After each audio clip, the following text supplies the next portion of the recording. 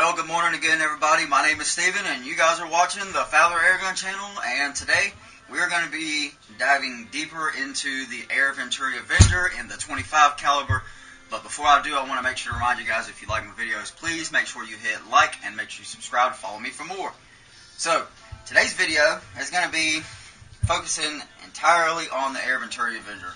And what we're going to do is we're going to take some of my followers' advice, because I am still a bit novice when it comes to air gunning in general, but especially when it comes to tuning regulated air rifles. So, being as this is my first regulated air rifle, I want to say shout out and thank you to all my followers for giving me tips and advice, anything that has helped me along the way.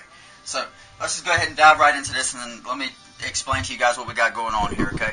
So, we have here the Venturi in 25 caliber, and we have ourselves a whole line of pellets and slugs that we're going to try today. To any of my followers out there that have been asking me specifically about trying specific ammunition, at the very moment, my money is tied up in a lot of other things other than 100% in the air guns right now. So just to get on point, I do not have the money for that right this moment. Bear with me, it will come. I am 100% invested in this, guys, so don't worry. But for right now, this is what we're going to roll with today. We're going to go out and we're going to field test some H&N Hornets, some H&N Crow Magnum, H&N Barracuda Hunter, H&N Field Target trophies, the Predator Polymags. These are the original, not the shorts. We're going to try some Griffin airgun ammo. We've actually going to bring out the single shot tray for the first time today. We're going to shoot us some 40 grain.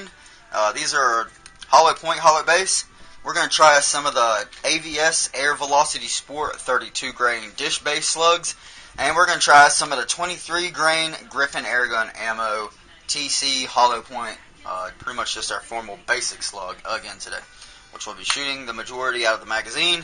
We also have our digital caliper today to take out so we can take some measurements of our spread. And here's where we're at with this, guys. So you'll notice that our regulator is all the way down.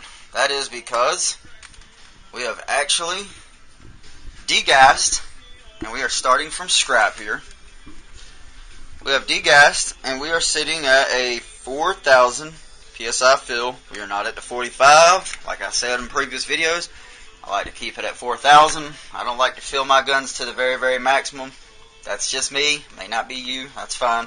To each their own, guys. We can agree to disagree, right? So anyways, what I wanted to specifically discuss is adjusting this regulator. I've mentioned this in a previous video. And here was my big issue. So, factory says, and this is what the owner's manual tells us, guys.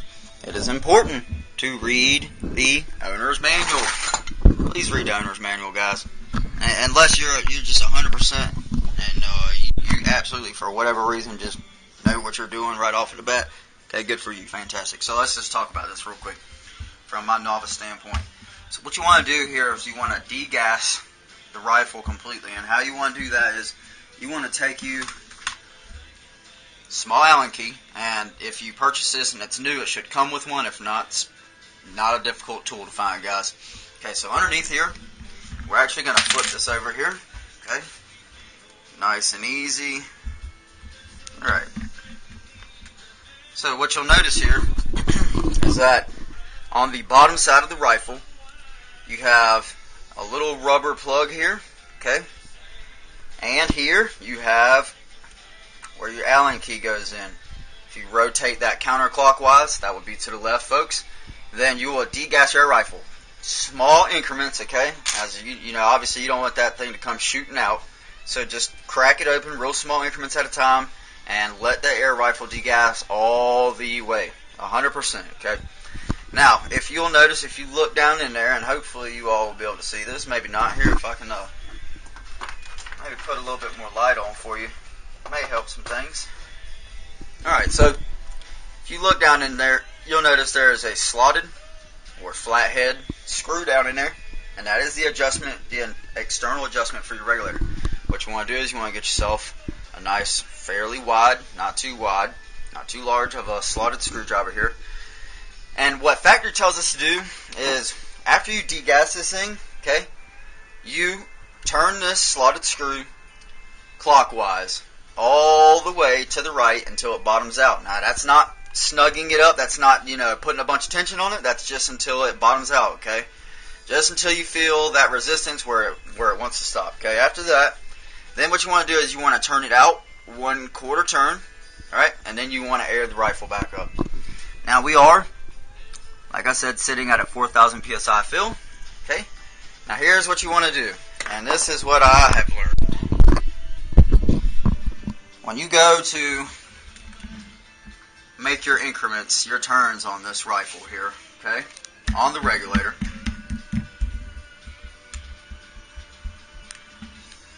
see if I can get this thing set up here where we're all going to be able to see. Okay, our regulator right now says we are sitting just below 1,000, maybe 900 psi, okay? Now, you get your slotted screwdriver, you come down to the external regulator adjustment, okay? What you want to do is you want to get your tool lined up in there, okay? Now you want to start turning counterclockwise. Counterclockwise will be to the left, folks, okay? Now when you do this, you want to make very, very small adjustments. I do not know if my camera is going to pick this up 100%, but we're going to rock and roll with it. Let's see if I can get that glare off of there for you all, okay? So we're going to make very, very, very small adjustments. Just a little bit. Just remember we are sitting at 900 roughly. Okay, I've just made a very small adjustment. And you may not be able to see this, but it is very, very slowly trying to creep up to 1,000. Okay, so what you want to do is you want to just make really small adjustments, small adjustments until you start seeing that thing move. It's slowly starting to creep up, guys. I'm sorry for the glare. I'm sorry if you can't see 100% what I'm seeing here. Alright, so once you make yourself a little bit of a turn, an eighth, close to a quarter to start out of a turn. It's okay to make a little bit larger turn starting out. See, this thing is already climbing up to about 11, close to 1,100 psi. It is still slowly moving on the manometer. So what you want to do is you really want to give it some time to settle in, to get that pressure into the regulator before you make any more adjustments. Small increments. Come back down. Insert your tool here. Make yourself real small adjustments here. Remember, we are turning counterclockwise. That is going to be to the left. Now, it seems I've been getting quite a bit of advice from some of my followers to stop the gun at 2,000 psi and go out and make some adjustments there and shoot it just to kind of see, to start from 2,000 psi and then work your way up. So that is what we're going to do. We're going to stop it at 2,000 psi, and if you notice, after I've made my small turns there, it is still creeping up, We are right up at about 13 to 14. Actually, we might be getting close to 1,500, getting closer to 1,400, 1,500 psi there. So we're going to let that sit for a moment, and while we do that, while it sits there, and we just give that just a moment to adjust to the pressure in the regulator, we're going to come right here. We're going to rest our gun up here. Now, we're going to talk about spring adjustment. This is your hammer spring adjustment. Back here, you'll find this small hole. Okay, what you want to do is you want to take yourself the correct size Allen key here, which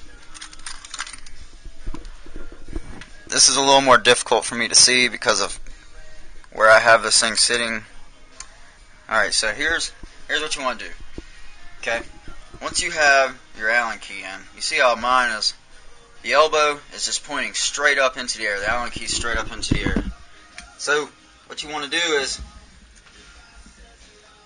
see if I can get you guys some kind of a view here, but I'm going to have to do this with two hands maybe. So what you want to do is you want to rotate this thing clockwise. That's going to put as much tension as the spring is going to have. So you're going to want to rotate this thing, and it's got a little bit of tension on it. Don't put a whole ton of attention on it where it's just going to You know, you don't want to strip this thing, you don't want to over tighten. You want to take your time. Okay, so we're going in. Alright, so it bottoms out right up here, okay? This is just snug where you can feel that tension really grabbing in there. Okay, so we are straight with the Allen key straight up into the air. Now, me personally, what I'm going to do is I'm going to start by adjusting this thing. I'm going to go counterclockwise, and I'm going to rotate this one full turn. So there's a quarter, 3/4, and one full turn out. I am going to adjust it one more full turn all the way out. There's a quarter, half, 3/4, and the second rotation all the way out. If you'll notice how the Allen key is facing up. Okay, that's going to be our pointer. Now, this is where I'm going to start with right here. So, from full tension, I'm going to back it out 2 rotations on the spring. And we can come over here and check our regulator pressure. On the manometer, it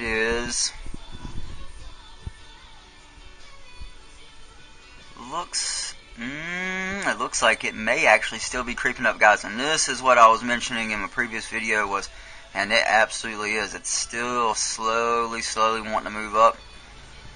So you want to give this time to really settle in. See, because right now it's at 1500, but I can see it moving off of that black. More black starting to show in the bar on the manometer. So we want to just give that a little bit of time. But that's how you guys want to do it right there. Or how I'm going to do it anyhow. So we'll make one more small adjustment here to the regulator. Just a little bit more of a turn. Just to speed it up a hair. I have had to degas this thing, air it back up quite a few times trying to make these adjustments. And it is just starting to rise on the 1500. So we're going to come on to the bottom here and insert our slotted screwdriver here counterclockwise. Make sure we go counterclockwise. You don't ever want to go against the pressure. You'll damage the screw on this. So we're going to make ourselves a real small turn, about 1/8 of a turn. Let it sit. And you'll start to notice the pressure rising. I can already see it starting to move pretty good off of the bar that it was settled on. So we're going to give that a moment to settle down, and we'll be right back.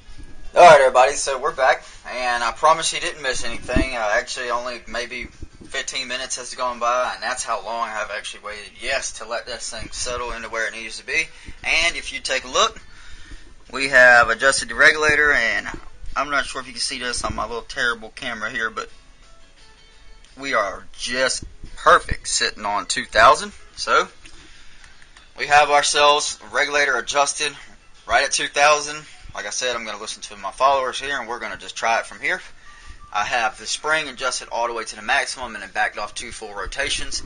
If we are still shooting too high, as far as feet per second too high, people have said between kind of like that upper 800s range is where we want to be at, between mid and upper 800 range. So we're going to try it from there. And you know, if the spring adjustment is too high, then we'll back it off a little bit. We'll come back out and we'll do some shooting later.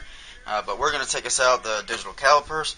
And we're going to take us out, like I said, we're going to be shooting H&N Hornets, Crow Magnums, Barracuda Hunter, Field Target Trophies, Predator Polymag, and a couple different grains and styles and slugs. We're going to have to bring out the single shot tray because we are going to try a 40 grain slug out there.